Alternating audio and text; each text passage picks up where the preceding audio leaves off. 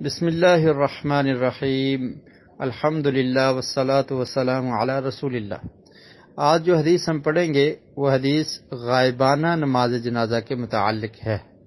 اور غائبانہ نماز جنازہ کیسے پڑھا جائے گا، اس کا طریقہ کیا ہے، وہ بھی اس میں بیان ہوا ہے۔ اس حدیث کے راوی حضرت ابو ہریرہ رضی اللہ تعالی عنہ ہے، اور یہ حدیث صحیح بخاری میں اس کا نمبر 1245 ہے۔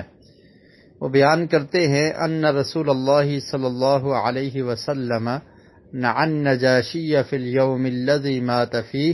خرج الى المصلی فصف بهم وکبر اربعا۔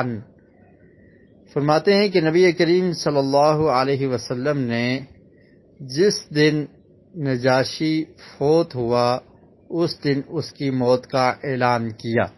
یعنی لوگوں کو یہ خبر دی کہ آج نجاشی فوت ہو چکا ہے، اور پھر آپ نماز جنازہ پڑھنے کی جگہ کی طرف نکلے۔ فصف بہم، اور صحابہ کرام نے صفیں بنائی، اور اللہ کے رسول صلی اللہ علیہ وسلم نے نجاشی کی نماز جنازہ ادا کی اور 4 تکبیرات کہی۔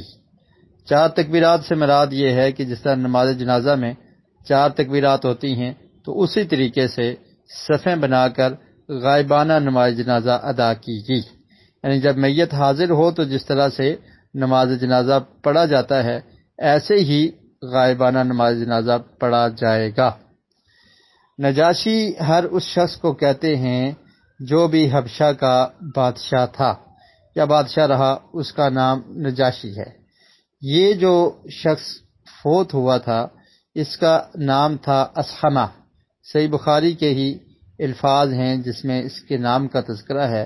کہ نبی کریم صلی اللہ علیہ وسلم نے ارشاد فرمایا کہ آج کے دن ایک نیک آدمی، حبشہ کا ایک نیک آدمی فوت ہو چکا ہے، صلو علی اخیکم اصحمہ، تو اصحمہ اس کا نام ہے اور وہ تمہارا بھائی ہے، مسلمان ہے، تو اس کی نماز جنازہ ادا کرو اور اس کے لیے تم لوگ آ جاؤ۔ تو اس کا نام اصحمہ تھا، اور یہ وہ بادشاہ ہے کہ جب نبی کریم صلی اللہ علیہ وسلم کے ساتھی جو مکہ میں آپ پر ایمان لائے اور ایمان لانے کی وجہ سے ان کو مکہ میں تکالیف دی گئی، ہجرت کرنے پر مجبور ہو گئے، تو وہ ہجرت کر کے حبشہ چلے گئے تھے۔ تو وہاں پر یہ حبشی بادشاہ جس کا نام اصحمہ تھا، تو اس نے ان کی تائید کی، ان کی مدد کی اور ان کو پناہ دی، اور ان کے لیے ایک یہ قلعہ کی صورت میں، حفاظتی قلعہ کی صورت میں اس نے حبشہ کو قرار دیا، اور مسلمان وہاں پر